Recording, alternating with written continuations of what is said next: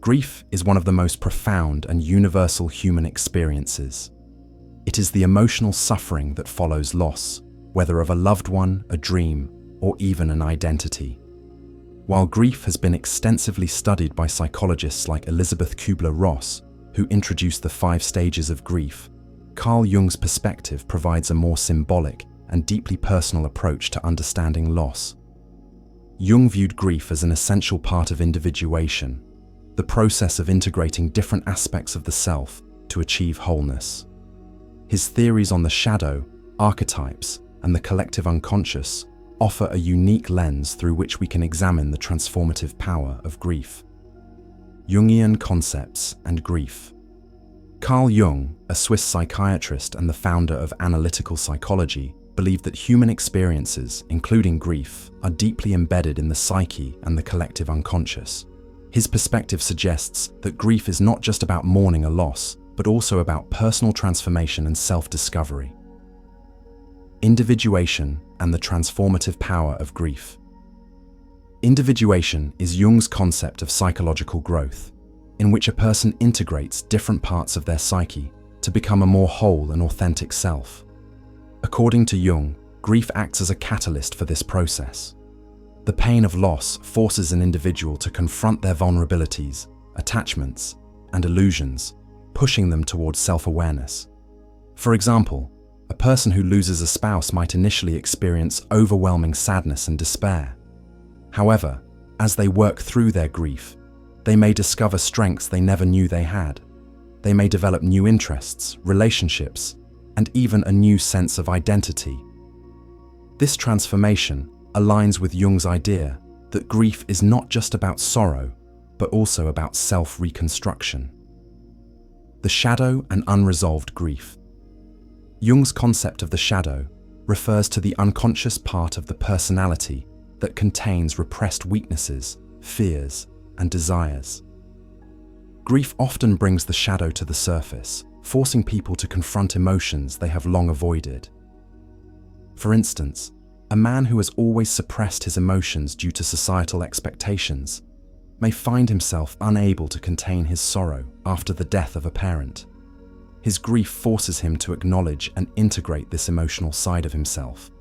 If he refuses to process his grief, it may manifest in unhealthy ways, such as depression, anger, or self-destructive behaviors. Jungian therapy often encourages individuals to embrace their shadow as a means of healing. Archetypes and the collective experience of grief. Jung proposed that humans share a collective unconscious, which is made up of universal symbols and archetypes. These archetypes, such as the mother, the hero, or the wise old man, shape our psychological experiences, including grief. One of the most relevant archetypes in grief is the wounded healer, which represents someone who transforms personal suffering into wisdom and compassion. Consider someone who loses a child and later starts a support group for grieving parents. Their own pain becomes a source of healing for others, demonstrating Jung's belief that suffering can lead to profound personal and collective growth. Another archetype that appears during grief is the death and rebirth archetype, symbolizing the end of one phase and the beginning of another. After a significant loss, individuals often go through a period of deep despair, symbolic death, before emerging with a renewed sense of purpose, rebirth. This process can be seen in people who, after losing a loved one, dedicate themselves to new passions or spiritual journeys. The role of symbols and dreams in grief. Jung placed great importance on symbols and dreams as gateways to the unconscious mind. Many grieving individuals report having vivid dreams of the deceased, which Jungian psychology interprets as messages from the unconscious rather than mere wish fulfillment. For example, someone grieving the loss of a father may dream of a wise old man offering guidance. In Jungian terms, this represents the wise old man archetype, signaling that the individual is beginning to internalize the wisdom and presence of their lost loved one. Similarly, symbols of transformation, such as bridges, doorways, or journeys, often appear in grief-related dreams. These symbols suggest that the dreamer is transitioning from one psychological state to another, aligning with Jung's belief that grief is a journey towards self-discovery. Similarly, symbols of transformation, such as bridges, doorways, or journeys, often appear in grief-related dreams. These symbols suggest that the dreamer is transitioning from one psychological state to another, aligning with Jung's belief that grief is a journey towards self-discovery. Healing through active imagination and rituals. Jung developed the technique of active imagination, which involves engaging with the unconscious mind through visualization and dialogue with inner figures. This method can be particularly effective in processing grief. For instance, a grieving person might imagine having a conversation with their deceased loved one, expressing unresolved emotions and seeking closure. This practice allows individuals to integrate their loss into their psyche rather than repress it. Additionally, Jung acknowledged the power of rituals in healing. Funerals, memorial services, and personal commemorations serve as symbolic acts that help individuals process their grief. These rituals connect the personal experience of loss to the collective human experience, reinforcing the idea that grief is a shared, universal journey. Understanding loss through a strategic lens. Grief is one of the most profound and universal experiences in the human condition. No one escapes it.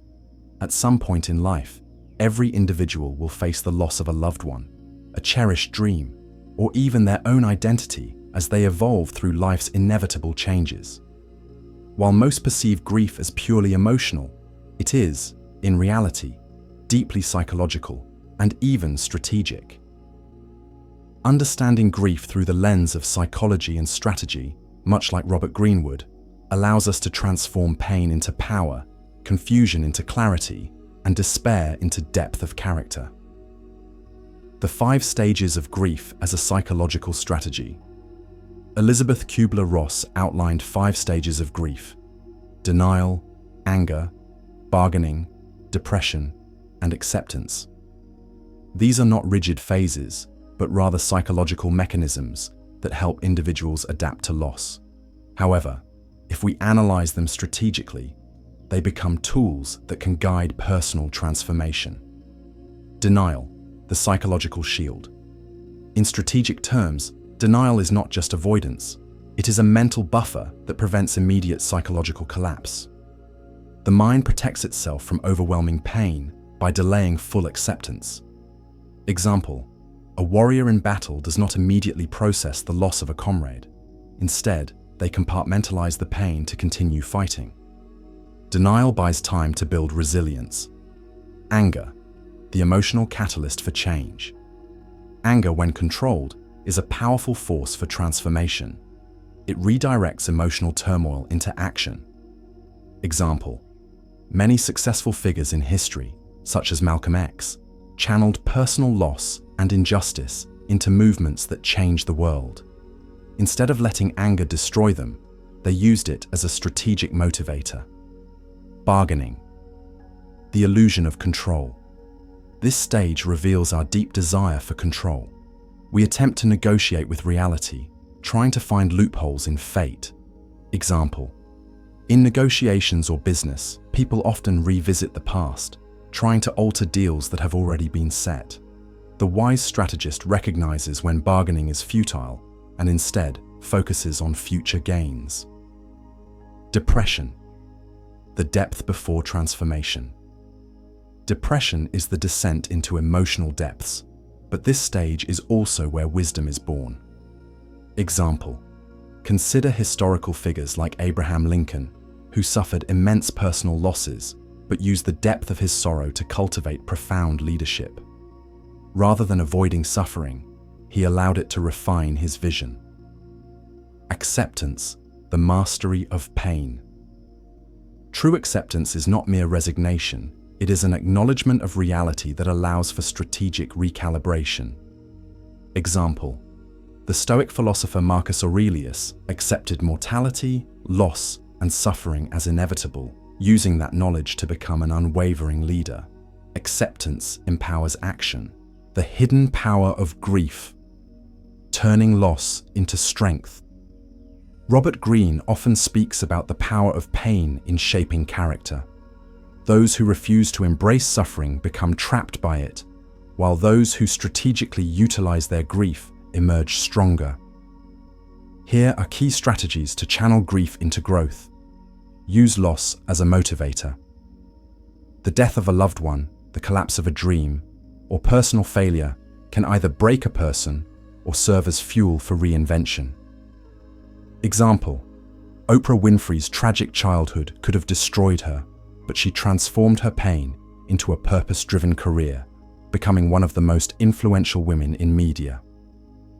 Embrace the long game. Grief is not a sprint, it is a marathon. The wise strategist does not rush healing, but allows pain to shape wisdom over time.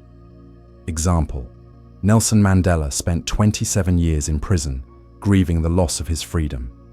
Instead of allowing bitterness to consume him, he used time as a tool to develop resilience and leadership. Control your narrative. Those who grieve often feel powerless. The key is to take ownership of the story. Example: Viktor Frankl, a Holocaust survivor, wrote Man's Search for Meaning, where he emphasized that while suffering is unavoidable, the meaning we assign to it determines our strength. The warrior's mindset, moving beyond grief. Grief is unavoidable, but stagnation is a choice. In the 48 Laws of Power, Robert Greene emphasizes adaptability. Those who refuse to evolve get left behind. Detach from the illusion of permanence. Nothing lasts forever. Embracing impermanence prevents deep suffering. Turn pain into power. Every great figure in history has suffered, but they reframed their grief as a lesson rather than a defeat. Become a master of emotion. Control over grief allows mastery over all emotions, making one unshakable in any situation. Conclusion: the legacy of grief. To grieve is to be human, but to strategically use grief as a transformative force is to be extraordinary. The wise do not merely endure loss, they learn from it, grow from it, and ultimately rise above it. By understanding grief through the lens of psychology and strategy, we turn our most painful experiences into the very foundation of our greatest strength. Thus, grief is not the end. It is merely the beginning of a new chapter, one that is written with wisdom, resilience, and an unbreakable spirit. So always remember, we are Indiceptor.